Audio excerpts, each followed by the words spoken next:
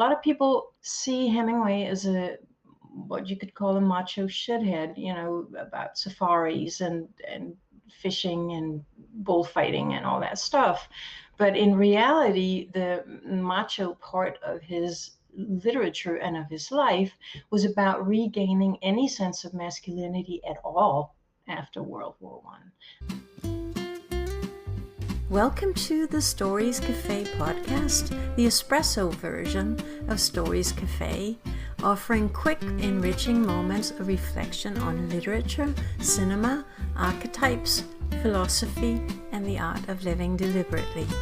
Just like a perfectly crafted espresso at a Parisian cafe, each episode is a brief pause for you to submerge yourself in something invigorating and fulfilling. I'm Annette Wernblad, course creator, internationally published author, and wanderer at heart. So cozy up as we explore the powerful world of stories, how they shape our lives, and teach us the art of living deliberately. Welcome, and today's the day where we all close our eyes and pretend that we're in Paris together, yet another Paris trip. So we're going to focus today on walking through at least a part of Paris in the footsteps of Ernest Hemingway. And it's a topic that's very close to my heart for many reasons, and a topic that's been with me for many decades.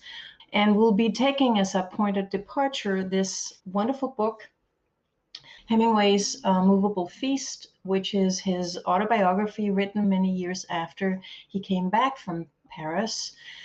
And it's one of my favorite books. And for a very long time, I more or less carried it with me wherever I went.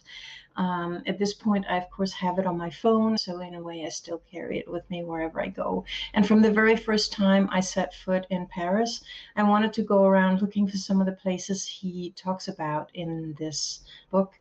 So it was only fairly recently, within the last maybe 5-6 years, that I know where everything in this book is, and every single place is very close to my heart. It is really wonderful, and if you're feeling down, or if you really miss Paris, or if you just want to have your life clarified and things click into place, it's really nice to just sit down and read even just a few sentences, because Hemingway is such a clear writer. In very, very clear sentences, he manages to sum up some of the points about being alive and living with pain, actually, which is why he's very good if you're feeling pain, because one of the special things about his writing is that those very, very clear, simple, more or less adjective-free sentences sort of boil things down to what is really essential in life. And a lot of it has to do with surviving. A lot of people see Hemingway as what you could call a macho shithead, about safaris and fishing and bullfighting and all that stuff.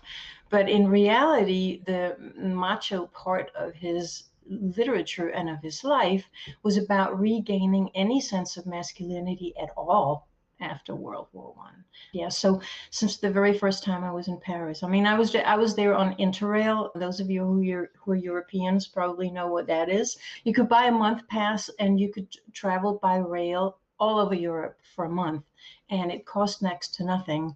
And so I just jumped on a train with a friend that I didn't really know very well, and we had a very dramatic trip with some ups and really big downs. But I was kind of driving her crazy, wanting to look for all the places Hemingway ever was, both in Paris and in the south of France. So it's something I've been doing for a long time. The book starts with a description of the area where Hemingway lived. Hemingway and his first wife, Hadley, moved to Paris in 1921. And one of the reasons why they did that was that it was a very cheap place to stay. And Hemingway had been told by other writers that if he really wanted to be a writer, he should go to Paris, because only there would he really get to know himself and know himself as a writer. So we're talking approximately here, his memoir, his memories of the period from 21 to approximately 25, 26. And the book starts, as I said, with a description of the area where they were living, which is off the Place Contrescarpe. And this is one of the things Hemingway says at the beginning of the book. The Café des Amateurs was the cesspool of the Rue Mouffetard, that wonderful, narrow, crowded market street which led into the Place Contrescarpe.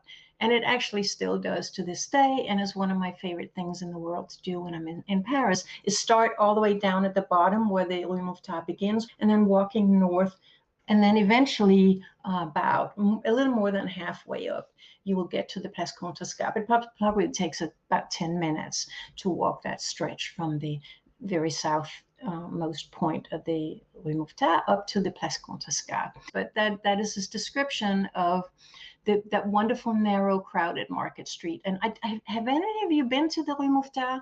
It is amazing. The first time, I arrived in Paris and I was walking from the Port Royal train station, but I just wanted to take in the whole neighborhood.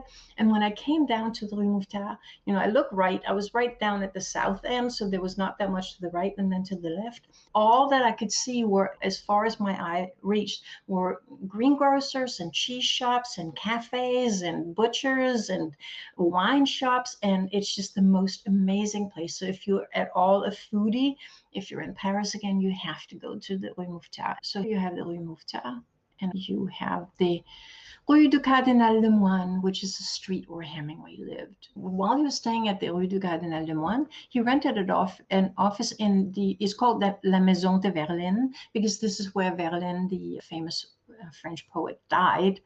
The Maison de Verlaine, 39 on Rue Descartes, which is the continuation of Rue Mouffetard. If you start from the bottom and just keep walking, it will be on your right hand. So yeah, that is the beginning. And then he talks about, just a few sentences later, still in that first chapter of the book, which is called A Good Café on the Place Saint-Michel. All of the sadness of the city came suddenly with the first cold rains of winter. And there were no more tops to the high white houses as you walked, but only the wet blackness of the street and the closed doors of the small shops, the herb sellers, the stationery and the newspaper shops, the midwife second class, and the hotel where Verlaine had died, where I had a room on the top floor where I worked.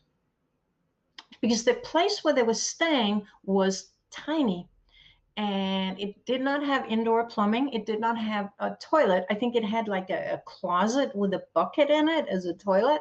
So he needed to get away because it was like a tiny, tiny one-room place, which cost them, even if you do the math and account for the time that has passed from 21 to now, it cost them $20 a month, that little place.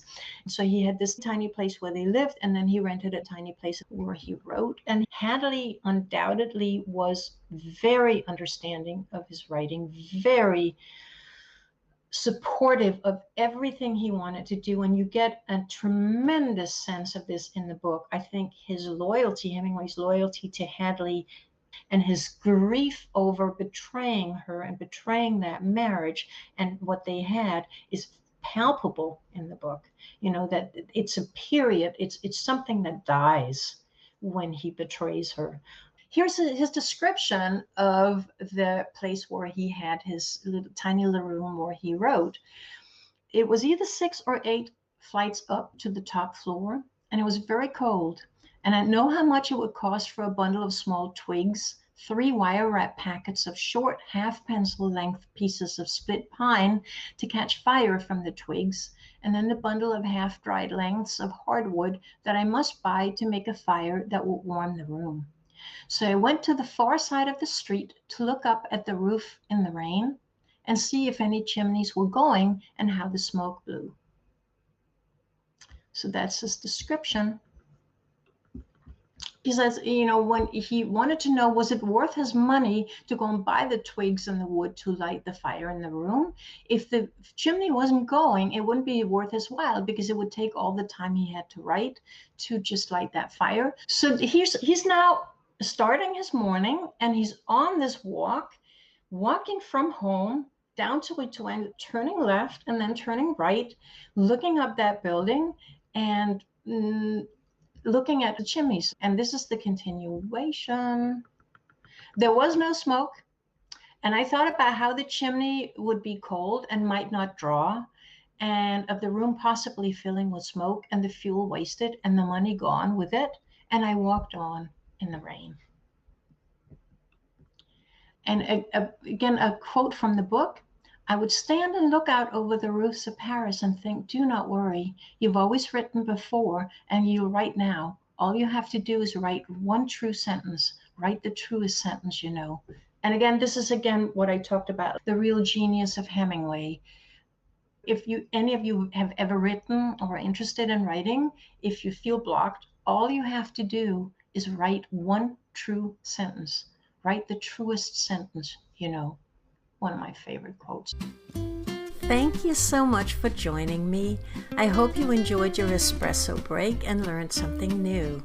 If you're eager to dive deeper into the world of stories and ideas, be sure to hit the follow button in Spotify or the plus button in Apple Podcasts so that you get each new episode straight to your podcast app. You can also visit us at Stories Cafe. Just go to stories-cafe.com.